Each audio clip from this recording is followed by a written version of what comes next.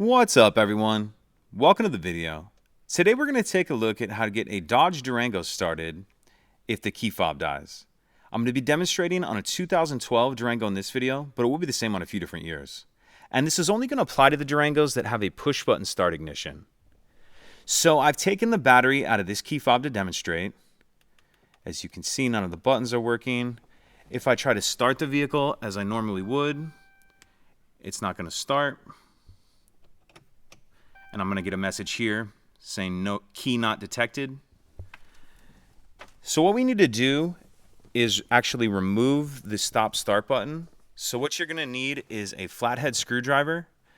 And then what we're going to do is carefully pop this piece off. So I'm just going to work my way around there. And then that piece is going to come out of there like that. And we'll set that to the side. Now what we're going to do is take our key and we'll put it in here. And now you'll start the vehicle as normal. So press the brake. And that's it. And then you'll just need to replace the battery in your key fob as soon as you can. If you could take a second to like and subscribe, it helps us out, and I'd appreciate it. Thank you.